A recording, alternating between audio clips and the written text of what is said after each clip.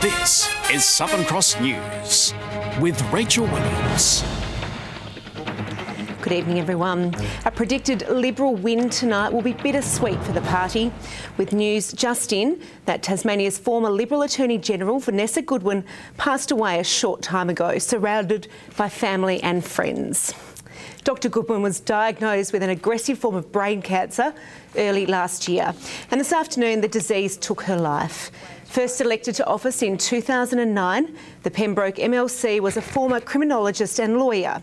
She'll be remembered as being fiercely intelligent, softly spoken and having a great empathy for others. She was just 48 years old. Well, Tasmania has cast its vote for the 2018 state election, with counting now underway to determine the next parliament. We start our live coverage tonight in the tally room with our state political reporter, Jacqueline Robson. Good evening, Jacqueline. How long will it take to start seeing some results? Well, Rachel, the numbers will start to trickle through within the hour, but Southern Cross News has conducted its exclusive exit poll, which will give us the first indication on how the election will fall. We'll reveal those results shortly, but first, let's take a look at how the day unfolded when our political leaders cast their votes. A family affair for the Premier shown up by his own daughter. She's the star of the show, not me. A lick of confidence for Will Hodgman heading to the ballot box. You give me a good luck lick? Oh yeah, good lucky charm, Daisy. Just hours until Tasmania decides whether to return a majority Liberal Party for a second term, which would make political history. If you look at how far we've come as a state and also where we want to go, I think Tasmanians will look broadly at that and know that I've got a strong team that are able to deliver. The Labor leader taking her daughter Mia through the course of democracy. Nice to finally spend some time together. Such a busy campaign. Rebecca White feeling optimistic despite the steep climb of 6 seats to claim victory. The polling's got it wrong when they've analysed our ability to win seats in the Legislative Council, but we've won 3 seats since 2014. Whether the bold poker machine policy will help or hinder the Labor vote is unclear. The Liberal Party running an effective 5-week campaign boosted by the pro-pokies lobby. I'm hoping that people see through the spin and can take a position on this issue that's in line with their own feelings and values, and that they won't be influenced by the money. The Greens leader standing tall despite fears a seat will be lost in Bass. Tasmania needs a strong Green voice in the Parliament, and that's been our message over the course of this campaign. You need the Greens in there. We're the honest brokers. Cassie O'Connor not hedging her bets just yet as the chance of a hung Parliament looms. It's entirely possible that we won't know the final result or whether or not the Liberals have been allowed to buy their way back into government tonight. So let's just wait and see. And for those who may be forced to the negotiation table, We can talk tomorrow about what's happened. Hopefully it'll be clear by then, and my plan is certainly to stay on. But if it's Tasmania's plan, we will soon find out. This election will be the first test for the Jackie Lambie network, running candidates in the electorates of Bass, Braddon and Lyons. Our reporter Monika Dadson is with the JLN leader, waiting for the results to come through in Launceston. Yes, Jacqueline, I sure am. I'm here with Jackie Lambie, who is, of course, the Jackie Lambie Network leader. Now, Jackie, this is the first time you've ran candidates in the state election. You've ran them in 3 electorates. Early polls suggested you may struggle to win any seats. Does that demonstrate that your campaign hasn't gone that well? You know, we've fought a good fight, and now we're flying home on the wings of the angels, I can assure you. We have done everything that we possibly could. Everything has gone to plan. We've had no bloody scandal.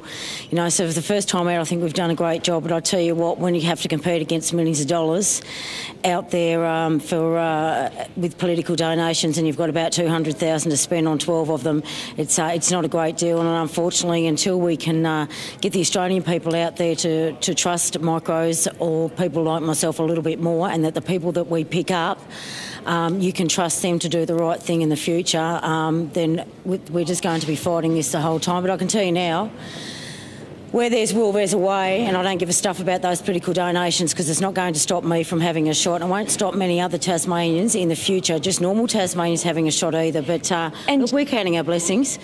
I mean, we've got nothing to lose, you know. We've had a good shot at it. The candidates have been out there. They've given it everything they could have, and I just don't think Tasmania could possibly ask for more. And Jackie, do you regret not running as a candidate yourself? No, absolutely not. I made it quite clear to Tasmania I won't bring instability. I don't know when the next federal election will be. Had I ran, I could have been pulling out in the next 6 to 12 months, and I can tell you now, them replacing myself, that does not bring stability for Tasmania. The Jackie Lambie network will always put stability to Tasmania first, not self. And that's how it is. And now that you're no longer a senator and that you may not have any candidates in the Tasmanian Parliament, what's next for your party? Well, the party will remain federally registered. We are just waiting for the by-elections to pass right now. The Australian Electoral Commission is basically on shutdown until those by-elections are done. We have the signatures there. There's not a problem. The Jackie Lambie network will continue to exist, and we'll just continue to tick over. That's what we'll be doing. So no doubt we'll be seeing a lot more of Jackie Lambie and your network in the future. Thanks so much for joining us tonight, Jackie, and regardless of the outcome, I'm sure it's going to be a big party up here tonight.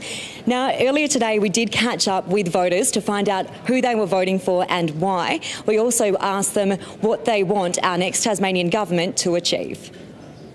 Judgment Day, or as many Tasmanians refer to it, Democracy Sausage Day. I come for the democracy and I stay for the sausage sizzle. Across each of the state's 5 electorates, 330,000 Tasmanians today cast their votes. Around 50,000 people had already voted early. Voted Labor today, just a bit more stability in terms of health and education mainly. It wasn't hard, to be honest. Liberal. I think we all know who we're going for. I think just the turnaround the last 4 years from where we were with Labor and the Greens, you just have to give these guys another go. I mean, you know, what do you say? We've all got jobs, hey? The 5 weeks of party promises finally coming to a head at polling places. I would like the pokies to be gone. Imagine how much more money will be in the community available for jobs, and it's got to be a fantastic thing. And people will be able to have their supers again. Voted Liberal for the first time ever, and the reason was because of the gaming they was talking about. What right have they got to tell us whether we can gamble or not? Damn ridiculous. I really wanted to vote for anyone that wasn't going to shut the tracks on the North West Coast.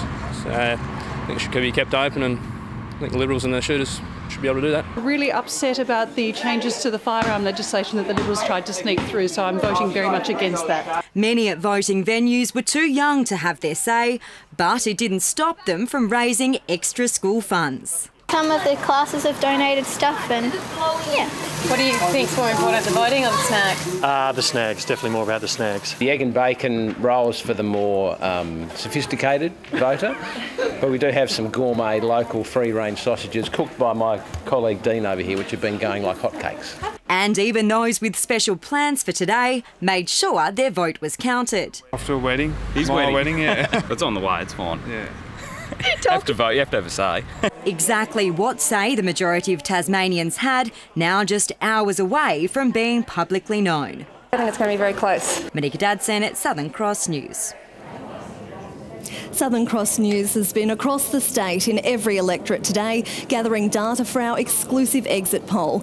It's now time to reveal the results. We're joined in the tally room by political analyst Professor Richard Herr from the University of Tasmania. Richard, good evening. What does the exit poll show? Well, the exit poll shows that what the opinion polls have been saying for the last 2 years is likely to be revealed tonight, that Labor will pick up 2 seats, the government will lose 2 seats, but there's still some drama to be looked at. We're going to look at what happens in Bass, whether the Greens can hold on to a seat there or whether that will go to Labor. Some of the other ones will be an issue of what personalities are going to replace the people who have left. We've got 3 people who have already left. And we know that there are a couple of the results that from the exit poll that show that the margin hasn't changed hugely, but it's changed enough that 5th seat becomes a bit more problematic, and those are things we'll be looking at during the course of the evening as well. Yep, so looking at Bass first up, Andrea Dawkins was obviously sweating on her seat there. What's it looking like for the Greens? Well, for the Greens, I mean, they're going to notice that they've got a swing of 5% to them, which has got them the seat last time.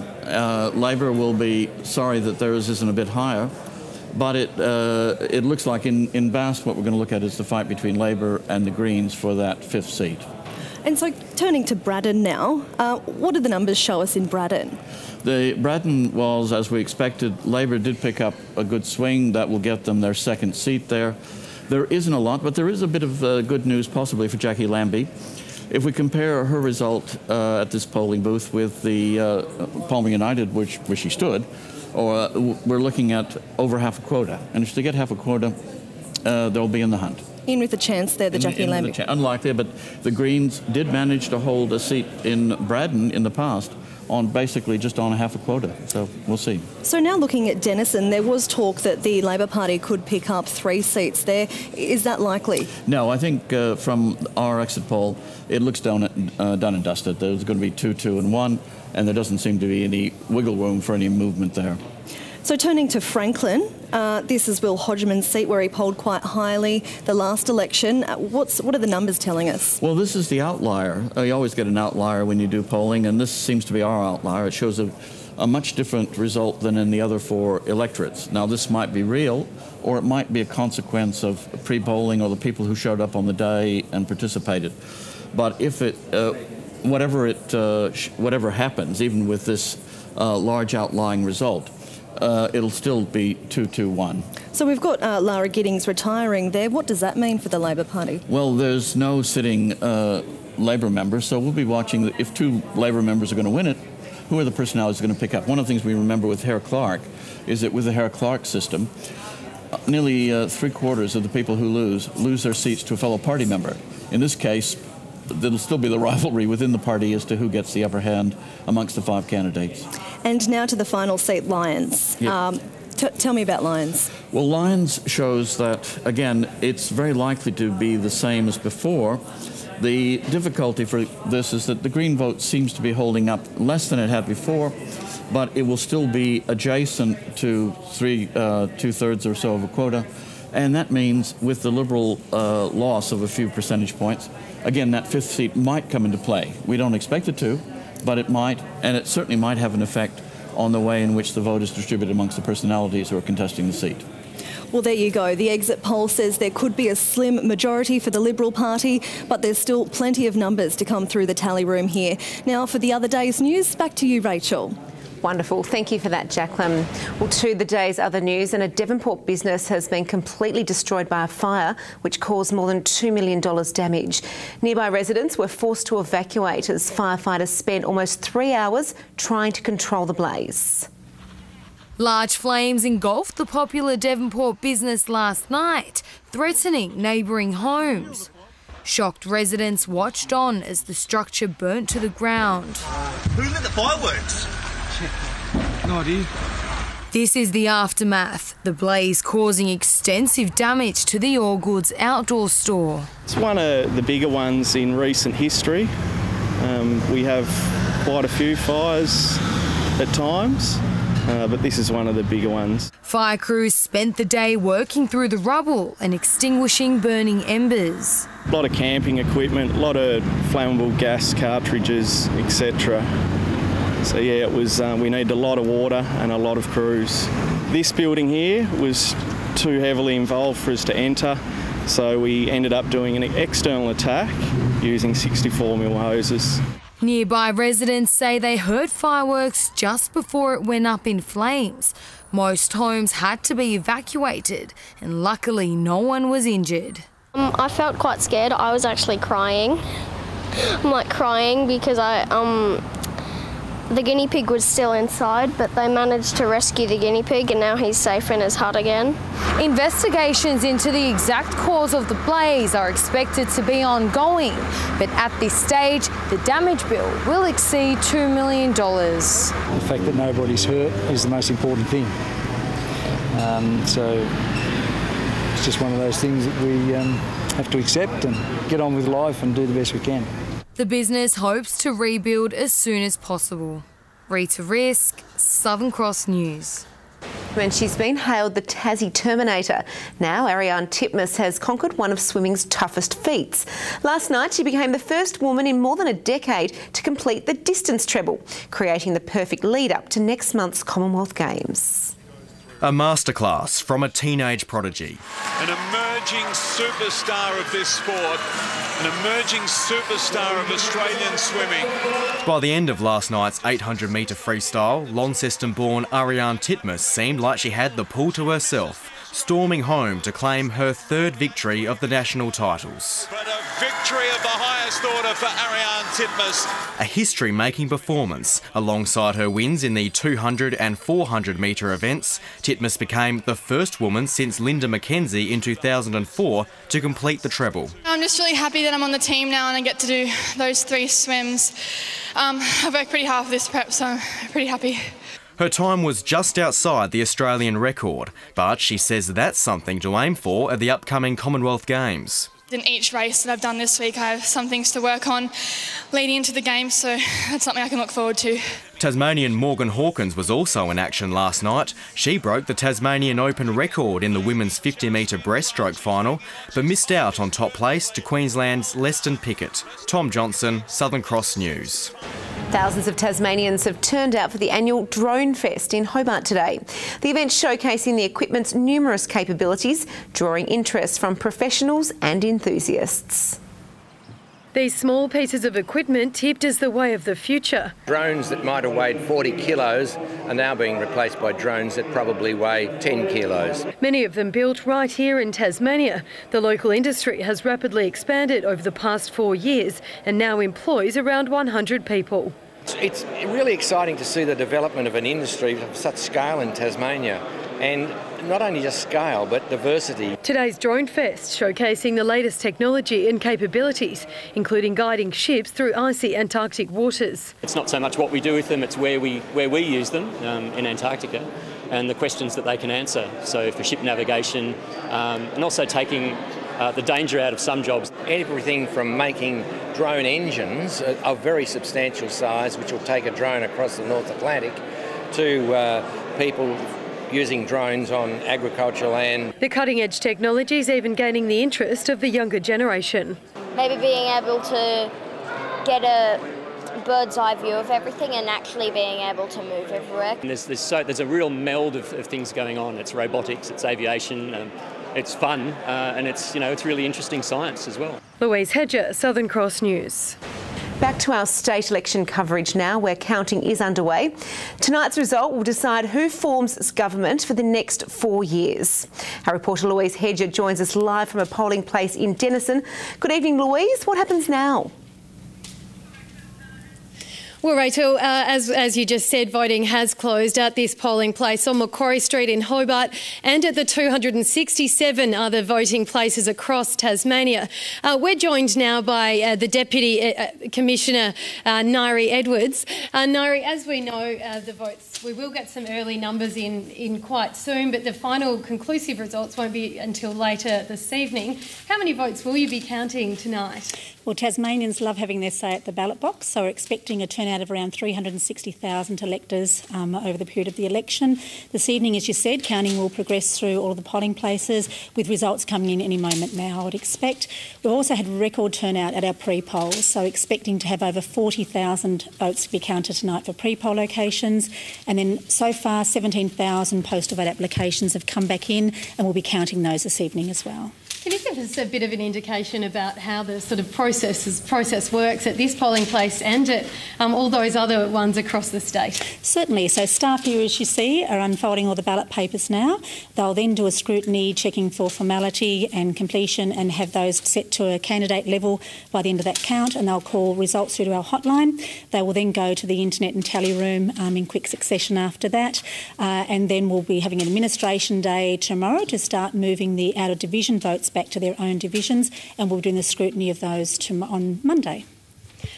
Well, Rachel, as you've heard, a very busy night of counting ahead for these staff and all the others across the state, and no doubt a very nervous wait and busy evening for those contesting a seat in this state election. Yes, indeed it is. Thank you for that, Louise. We will have more details on how that polling is being counted later in the bulletin. But back to the day's other news now, and granting wishes for sick Tasmanian children has become a little easier after 350 people participated in this morning's Run for a Wish.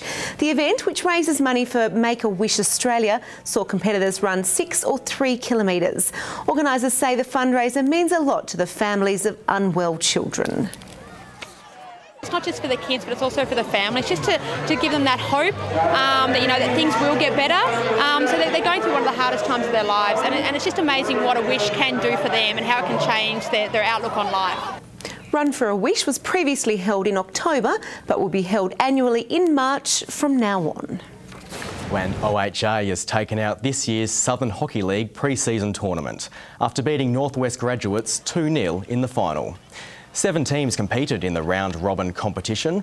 The unique format sees a female squad take to the field in the first half of games before male players step in for the second half. The tournament also included the state under-18 side, which is preparing for the National Championships to be held in Launceston later this month. And finally tonight, Jeremy Hubbard and Craig Hancock have shot 1 under par to put Wynyard Golf Club in the lead after day 1 of the Claremont Shield. Wynyard's 71 is 1 stroke ahead of Ulverston. The tournament's reigning champion Tasmania Golf Club is in a bit of trouble after Mark Schultz and Paul Reed shot 6 over par in today's session. 36 holes of singles will round out the Shield tomorrow. Good evening. Hobart with the state's top of 27 degrees today, 24 in Launceston, Burnie and Devonport, both getting to 22. Temperatures were today 1 to 4 degrees above the average. The Friendly Beaches and Grove 26, St Helens and King Island 25, 24 at Flinders, Lowhead 21, Lyweni a top of 18 degrees after 5 overnight. A frontal cloud band sat to the west of Tasmania with thunderstorms across central and northern parts of Queensland, bringing more rain. A closer look and low cloud over the west and north and west with a frontal cloud band just off the west coast. Tomorrow, a cold front will move into the Tasman Sea while the ridge extends east over Bass Strait. A broad trough persists over northern Australia. Coastal waters and winds west to southwesterly at 15 to 25 knots, reaching 30 knots about the south. Swells up to 3 metres in the west and south. And just the one warning for tomorrow, and it's a strong wind warning from Wineglass Bay to Low Rocky Point. The forecast now: Hobart a cloudy day, 18, Richmond 20, Ooze looking at 19. A fine day for Launceston, 23, Devonport 20, 21 on the way for Deloraine. Burnie tomorrow partly cloudy and 20, Strawn a shower and 17, Curry a cloudy day 18. St Helens a top of 20, Swansea becoming cloudy 21, Whitemark mostly sunny and 20 degrees. The UV very high right across the state tomorrow. As we look ahead to Monday, showers about the west and far south, fine elsewhere. Tuesday fine apart from the chance of light showers in the northwest, and Wednesday a mainly fine day with just some light winds about. A sunny day for Perth tomorrow, 34. A few showers for Brisbane, 32. Sydney, fine and 26. Adelaide, a fine day and 24 degrees. And right now it's 19 degrees in Hobart, 20 in Launceston, 19 in Devonport. Rach, a few cooler days on the way. OK, thank you for that, Laura. Well, let's turn back to our election coverage now, and our reporter Jacqueline Robson joins us now live from the tally room. Hello again, Jack. Do we have any early results yet? Well, Rachel, we're not expecting any significant figures just yet, as polling places only closed at 6 p.m. Right across the state, staff at those polling places are busy counting the first preference votes.